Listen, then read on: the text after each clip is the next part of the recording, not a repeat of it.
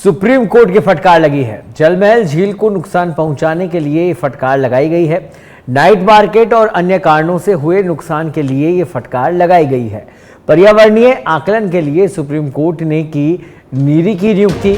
जलमहल को हुए पर्यावरणीय नुकसान की भरपाई करने के लिए अब सुझाव देगी ये कमेटी। सुनवाई के दौरान हेरिटेज निगम आयुक्त सुप्रीम कोर्ट में पेश हुए। सुप्रीम कोर्ट ने मामले में अहम टिप्पणी भी की। उन्होंने कहा कि जलमहल को नुकसान पहुंचाकर कैसे बनेगा जयपुर स्मार्ट सिटी। मामले की अगली सुनवाई अब 7 मार्च को होनी है। 1 मार्च को भरतपुर दौरे पर रहेंगे मुख्यमंत्री भजनलाल शर्मा। सुबह 10 बजे जयपुर से हेलीकॉप्टर से होंगे रवाना। एमएसजे कॉलेज पहुंचकर स्थानीय कार्यक्रमों में लेंगे हिस्सा। कलेक्ट्रेट सभागार में जिला स्तरीय अधिकारियों के साथ मुख्यमंत्री की बैठक भी है। बजट घोषणाओं और विकास कार्यों की मुख्यमंत्री समीक्षा करेंगे।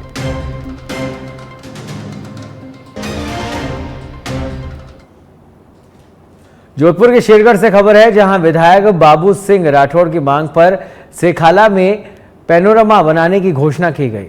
उप मुख्यमंत्री दिया कुमारी ने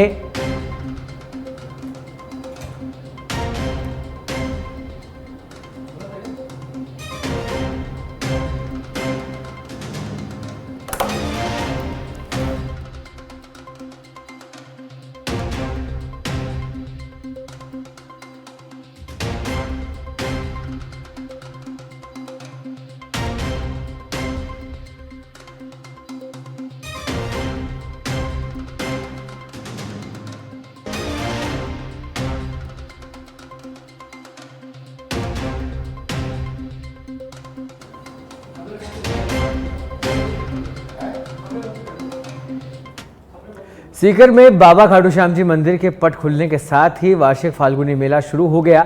अमावस्या के बाद तिलक और श्रृंगार के चलते गुरुवार रात 10 बजे से मंदिर में दर्शन बंद कर दिए गए थे। आज शाम 5 बजे दर्शनों के लिए पट खुल गए। बाबा खाटू श्याम जी के पट खुलते ही मंदिर परिसर भक्तिमय हो उठा। जय बाबा श्याम और शीश के दानी की जय के जयकारों से मंदिर गूंज उठा। श्रद्धालुओं ने फूल बरसाकर बाबा का स्वागत किया। दर्शनों के लिए सुबह से ही लंबी कतारें लग गई। मेले के दौरान भक्त लगातार बाबा खाटू श्याम के दर्शन कर सकेंगे। भीड़ कम होने पर ही बाबा श्याम के पट बंद होंगे। यदि भीड़ लगातार बनी रहती है तो पूरे मेले में केवल श्रृंगार और भोग के समय ही बाबा का कुछ मिनटों के लिए पर्दा किया जाएगा। 11 मार्च तक चलने वाले इस मेले में लाखों की संख्या में देश के अलग अलग राज्यों से भक्त दर्शन करने के लिए पहुंचेंगे। 10 मार्च को बाबा श्याम की रथ यात्रा निकाली जाएगी। भक्तों के स्वागत के लिए रींगस से खाटू तक कारपेट बिछाया गया है।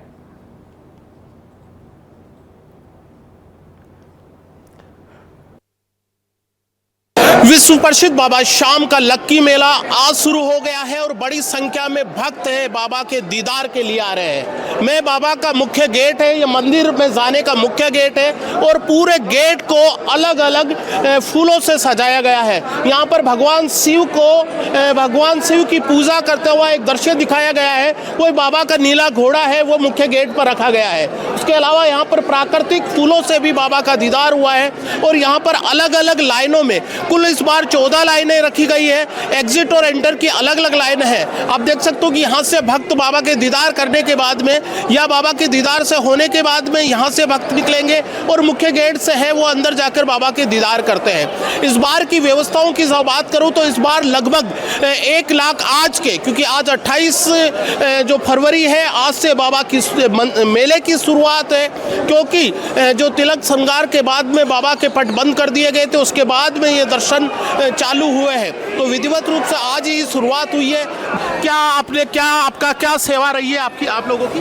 हमारी सेवा चरण सेवा समिति से हमारी समिति है और वो हमारी समिति जो श्याम चरण सेवा समिति। क्या आपकी सेवा क्या रही है आप लोगों की यहाँ? क्या किया आप लोग? बाबा के दर्शन किए, बाबा के निशान यात्रा पे आए हैं। बाबा के लिए रिंगस से खाटू तक निशान यात्रा पे आए हैं पैदल। ये पैदल पद यात्री है, बाबा श्याम के निशान पर आया है। एक पूरा इनका एक वो कह सकते हैं कि ग्रुप होता है और ग्रुप के माध्यम से ये लोग आते हैं। शायद कुछ उनसे और बात, कहाँ से आए हो? भोपाल से। अच्छा, पूरा परिवार आया है जी। हाँ, तो फाल्गुन मेले में बाबा के दीदार हो गए। क्या मांगा आज बाबा से? कुछ नहीं, उन्होंने सब कुछ दे रखा है, बस वही बरकरार रहे उनकी कृपा से। मतलब लगता है दीदार होने के बाद में काफी खुश नजर आ रहे हो आप? अरे जो खुशी मिली है दीदार से। क्या करते हो आप, क्या करते हो? जी शॉप है हार्डवेयर की। अच्छा तो यहाँ बिजनेस के बढ़ोतरी के लिए बाबा से कुछ किया है? आप पढ़ते हो आप क्या करते हो? टीचर हूँ मैं। आप पढ़ाते हो? जी। अच्छा, आप कैसा लगा? बहुत अच्छा लगा। व्यवस्था कैसी है यहाँ? बहुत सुंदर है। बहुत व्यवस्था बहुत सुंदर प्यारी है, बहुत प्यारी। भाव तो बहुत है। सुबह से ये देख रहे थे कि कब मंदिर का दरवाजा खुलेगा और हम कब अंदर जाएंगे। फाल्गुनी मेले का पहला दिन और पहले दिन ही आपके दीदार। और हमने तो ये सोचा भी नहीं था कि आज पहला दिन की यात्रा शुरू होने वाली है। हम तो वैसे ही महाकुंभ से आ रहे हैं। महाकुंभ के हमसे बहुत बड़ी तकदीर है हमारी कि आज पहले दिन ही हमारी दर्शन हो गए। एक बार फिर कैमरामैन को चाहूंगा कि आप बता दें बाबा का ये वो दृश्य, उमड़ती हुई भीड़ वो ये बता रही है कि इस बार जो है बाबा शाम के मेले में ज्यादातर भक्त महाकुंभ से आए हैं और कुंभ के बाद में बाबा शाम के दीदार कर रहे हैं। यहाँ से सीधे बाबा के दर्शन के लिए जाते हैं। क्या मान्यता है मोरपंख की? मोरपंख ये चढ़ाते हैं यहाँ। अच्छा। निशान के साथ बांध के नारियल। तो उससे बरकत होती है। हाँ। तो बाबा शाम के दीदार हो गए। हाँ। क्या मांगा आज? बस बाबा से मनोकामना मांगी है बढ़िया। बाबा से बनो। कहाँ से? यहीं से खाटू श्याम जी से आगे लाडपुर। हाँ, लोकल बंदे भी आज बाबा के, मैं कह रहा हूँ कि बाबा शाम के दीदार आज हो जाए वो काफी शुभ माना जाता है। और आज बाबा शाम के दीदार के लिए दूर दराज से भक्त आ रहे हैं। मैं पल पल की अपडेट आपको देते रहूंगा। सीकर से मैं राजस्थान विश्वविद्यालय में नहीं चल रहा सब कुछ ठीक। सिंडिकेट मेंबर और विधायक गोपाल शर्मा ने लिखा राज्यपाल के नाम लेटर। 2 दिसंबर 2024 को लेटर लिखकर करवाया था शैक्षणिक और प्रशासनिक दुर्दशा से अवगत। आपको बता दें कि 15 अक्टूबर 2024 को सिंडिकेट की बैठक का जिक्र किया गया था। एजेंडा क्रमांक 19 में सिंडिकेट मेंबर की गोपाल शर्मा की असहमति थी। टिप्पणी को यथा दर्ज नहीं करते हुए मनमाने ढंग से अस्पष्ट वाक्य लिखने का आरोप भी लगाया गया। 3 प्रोफेसर का निलंबन के मामले का भी जिक्र किया गया। लेटर में लिखा 15 अक्टूबर 2024 की सिंडिकेट में इस विषय पर चर्चा हुई। वहां निलंबन वापस किए जाने को लेकर भी सहमति बन गई, लेकिन इसकी पालना करते समय तीनों प्रोफेसर्स के लिए पृथक प्रकार के आदेश जारी किए गए जो पूर्वाग्रह दर्शाने के लिए पर्याप्त है। आपको बता दें कि विश्वविद्यालय में 200 से अधिक प्रोफेसर की वरिष्ठता को नजरअंदाज किया गया। लगभग 1 दर्जन शोध केंद्रों के निदेशक का दायित्व असिस्टेंट एसोसिएट प्रोफेसर को दिया गया। इनमें ऐसे शिक्षक भी हैं जिनकी पीएचडी तक नहीं हुई। विश्वविद्यालय की ओर से नई राष्ट्रीय शिक्षा नीति का उल्लंघन करने का भी आरोप लगाया गया। भौतिक शास्त्र विभाग के छात्र विकास यादव की मृत्यु के मामले का भी जिक्र किया गया। विकास यादव की मौत के मामले में कुलपति के रवैये को लेकर भी नाराज दिखे सिंडिकेट मेंबर।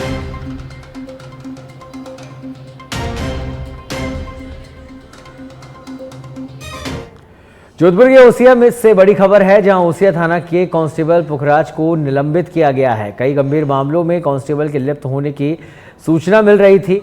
ओसिया क्षेत्र में अवैध रूप से चल रहे स्पा सेंटर को कांस्टेबल बढ़ावा दे रहा था। स्पा सेंटर संचालकों से मंथली रकम वसूलना सहित कई आरोपों में कांस्टेबल लिप्त था।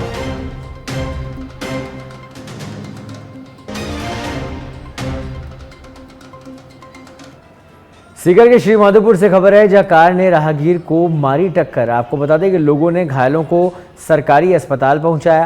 प्राथमिक उपचार के बाद घायल को जयपुर रेफर किया गया। जयपुर ले जाते समय रास्ते में मौत हो गई। आपको बता दें कि पुलिस ने शव का पोस्टमार्टम करवाया।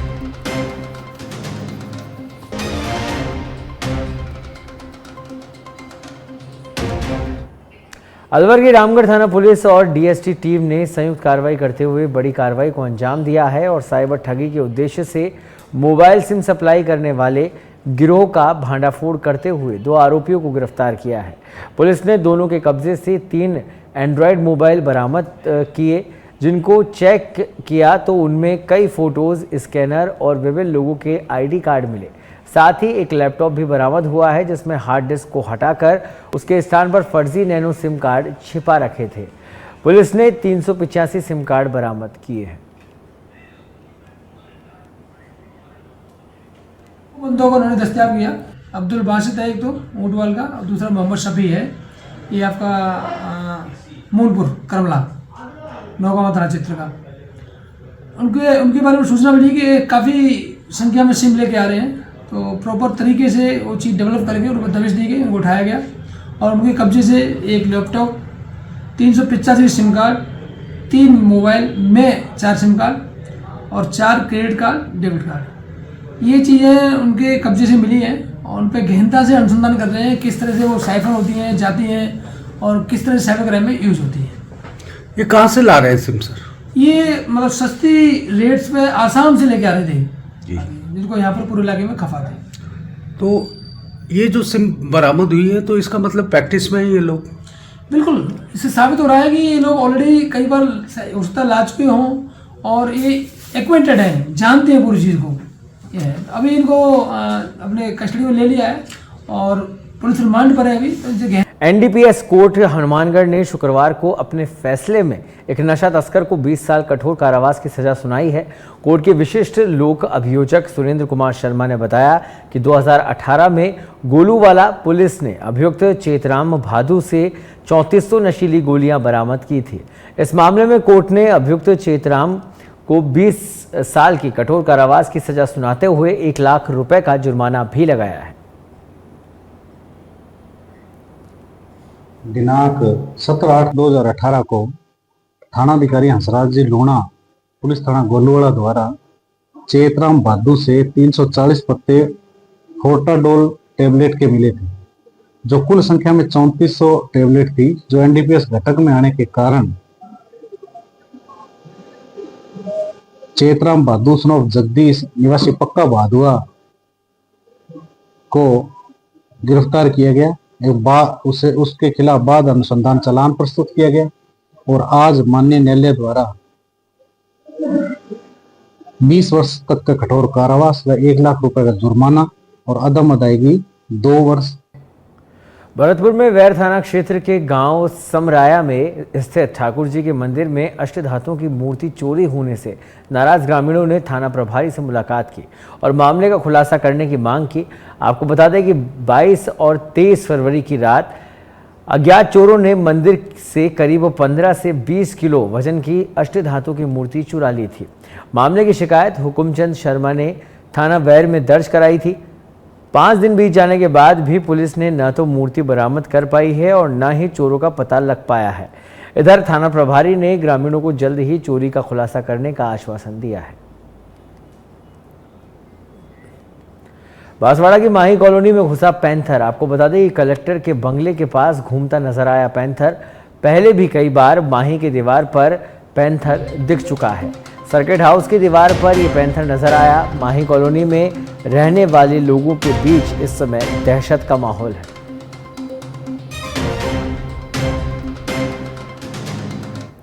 एसआई भर्ती 2021 में पेपर लीक मामले में गिरफ्तार किए गए पीडब्ल्यूडी के जेईएन शिवरतन मोट को राजस्थान हाईकोर्ट से जमानत मिल गई है। शिवरतन मोट पर यूनिक भामू के साथ मिलकर जयपुर के हसनपुरा स्थित रविंद्र बाल भारती स्कूल से पेपर लीक करने का आरोप है। एसओजी ने पेपर लीक के मामले में शिवरतन मोट को अहम आरोपी माना था। एसओजी ने मोट को प्रोटेक्शन वारंट पर गिरफ्तार किया था। वो पहले से ही पेपर लीक के दूसरे मामले में जेल में कैद था।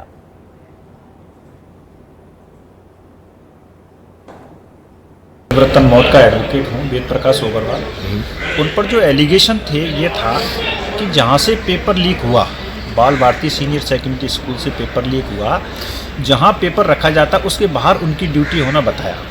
लेकिन मेरा ये आर्गूमेंट रहा कि ड्यूटी के संबंध में, शिवरतन मोट की ड्यूटी के लगने के संबंध में कोई भी दस्तावेज इन्वेस्टिगेशन में नहीं आया, ना उसको कोई वेतन प्राप्त हुआ है। इन्वेस्टिगेशन में ऐसा कोई सबूत नहीं आया कि उसको ड्यूटी का कोई वेतन मिला हो। शिवरतन मोट से किसी प्रकार की कोई रिकवरी नहीं है, कोई बरामदगी नहीं है। शिवरतन मोट किसी प्रकार का बेनिफिशियरी इसमें नहीं है, ना उसका कोई परिवारीजन को बेनिफिट हुआ है, ना उसका कोई मित्र इसमें शामिल हुआ है परीक्षा में, ना कोई और उसका सहयोगी इसमें शामिल हुआ है। तो जब उसको बेनिफिट नहीं है, उससे कोई रिकवर नहीं है, उसको बिना किसी वजह से, बिना किसी ठोस सबूत के एसओजी ने लगभग 12 महीने तक डिटेन रखा है, जिस पर हमने आर्गूमेंट किया। ऑनरेबल हाई कोर्ट ने इस आर्गूमेंट को कंसीडर किया, सुना और हमारे तथ्यों को और विधि के सिद्धांतों को प्रतिपादित करते हुए और मानते हुए ऑनरेबल कोर्ट ने जमानत याचिका स्वीकार की है। और जिन एसओजी ने जिनको प्रमुख रूप से माफिया मान रखा है, उनमें फर्स्ट बेल है इस एसओजी के इस एफआईआर नंबर 10 में ये पहली बेल है। प्रतापगढ़ के छोटी सादड़ी में प्रशासन की अनदेखी के चलते क्षमता से अधिक सवारियों को ढोने वाले निजी वाहन बेखौफ सड़कों पर दौड़ रहे हैं। हर रोज इन वाहनों को छत तक भरी सवारियों के साथ सफर करते देखा जा सकता है, लेकिन परिवहन विभाग और पुलिस की ओर से कोई कार्रवाई नहीं की जा रही है। छोटी सादड़ी उपखंड मुख्यालय पर मजदूरी करने के लिए आदिवासी इलाकों से बड़ी संख्या में मजदूर आते हैं। चूरू जिले में कई जगह गिरे ओले। आपको बता दें कि कई इलाकों में बेर के आकार के ओले गिरे हैं। ओलावृष्टि के चलते जमीन सफेद हो गई। ओलावृष्टि से फसलों को भारी नुकसान हुआ है। सरदार शहर में भानीपुरा, बिजरासर और राजासर में ये ओले गिरे। सरसों, गेहूं और ईसबगोल की फसल को भी भारी नुकसान होने का अनुमान है। पाली से बड़ी खबर है, जहां ट्रांसपोर्ट नगर थाना पुलिस की कार्रवाई देखने को मिली। बागड़ कॉलेज के सामने पुलिस ने नाकाबंदी की। पुलिस ने 5 बुलेट बाइक को जब्त किया है। पटाखे जैसी आवाज निकालकर इलाकों में दहशत ये लोग फैला रहे थे। एएसआई ओम प्रकाश चौधरी के नेतृत्व में कार्रवाई को अंजाम दिया। अंतर्राष्ट्रीय मातृभाषा दिवस पर राजस्थान हाईकोर्ट में विचार संगोष्ठी का आयोजन किया गया।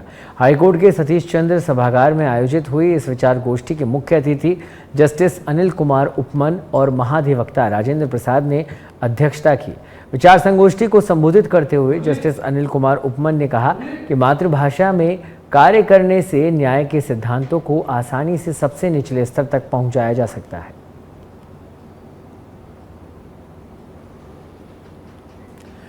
हिंडौन सिटी शहर के बयाना रोड पर खरेटा रोड चुंगी के पास स्थित मदरसे में समाज सुधार के उद्देश्य से एक बैठक मुफ्ती खलील अहमद की अध्यक्षता में आयोजित हुई, जिसमें कई सामाजिक कुरीतियों के उन्मूलन का निर्णय सर्वसम्मति से पारित किया गया। मुस्लिम वेलफेयर सोसाइटी के संयोजक व पूर्व उपसभापति नफीस अहमद ने बताया कि जुम्मे की नमाज के बाद हिंडौन क्षेत्र के उलेमा किराम व मुस्लिम समाज के लोगों की बैठक हुई।